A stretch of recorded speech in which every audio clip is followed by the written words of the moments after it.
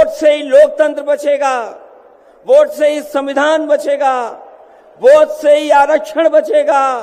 ED CBI से डरा करके इन्होंने सबसे ज्यादा चंदा वसूलने का काम अगर किसी ने किया है तो भारतीय जनता पार्टी के लोगों ने किया है।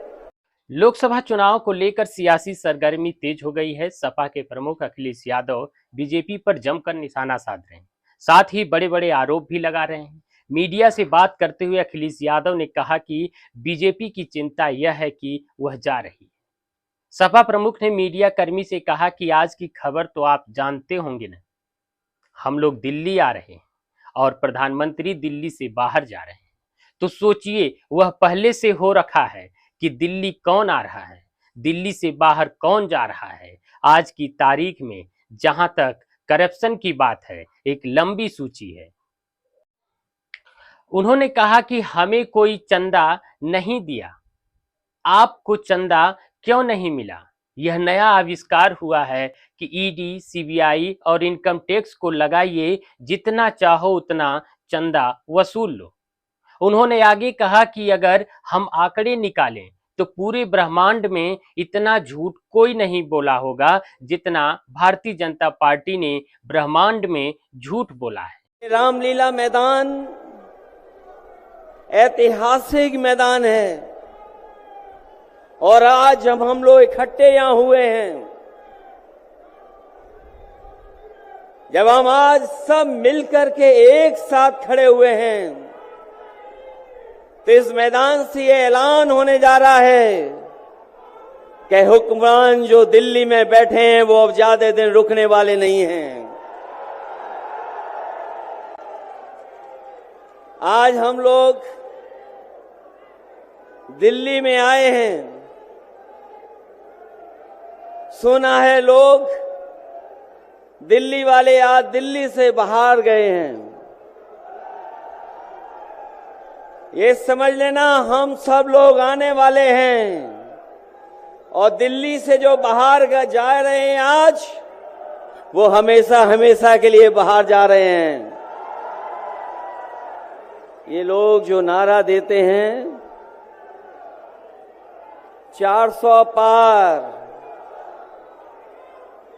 ये लोग जो नारा दे रहे हैं 400 पार, अगर आपके 400 पार हो रहे थे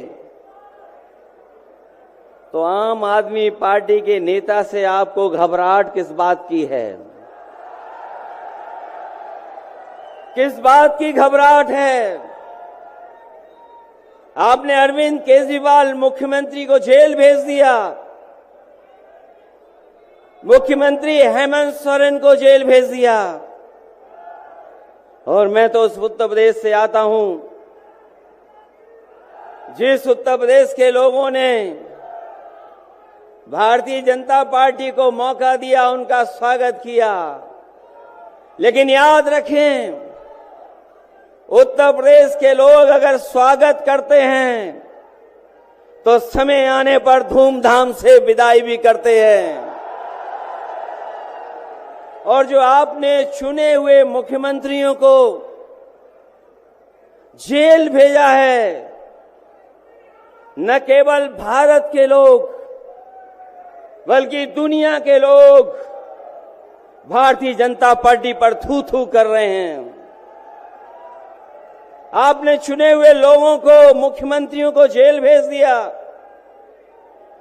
जिस लोकतंत्र में और जिस लोकतंत्र के लिए दुनिया में भारत का सम्मान होता था, आज वही दुनिया में भारत की अगर सबसे ज्यादा थू थू किसी ने कराई है तो वो भारतीय जनता पार्टी के लोग हैं।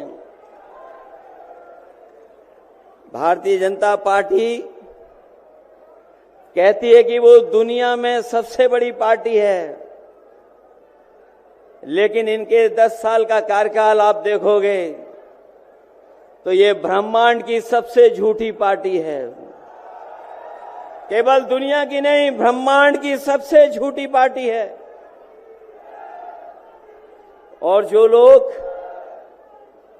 ईडी, सीबीआई, इनकम टैक्स को आगे कर रहे हों उन्हें सत्ता में रहने के लिए, सत्ता को बचाने के लिए अगर इन संस्थाओं को आगे कर रहे हैं तो ये 400 पार नहीं 400 हारने जा रहे हैं। और जो देश के हालात हैं, किसी कोने से देख लीजिए आप, जो देश के हालात हैं वो भारतीय जनता पार्टी के साथ नहीं हैं। अगर भारतीय जनता पार्टी हमारे गठबंधन के नेताओं के बारे में जो बातें रख रही है, आज तो देश जान गया है, ईडी सीबीआई से डरा करके इन्होंने सबसे ज्यादा चंदा वसूलने का काम अगर किसी ने किया है तो भारतीय जनता पार्टी के लोगों ने किया है। ये जो वसूला गया है चंदा,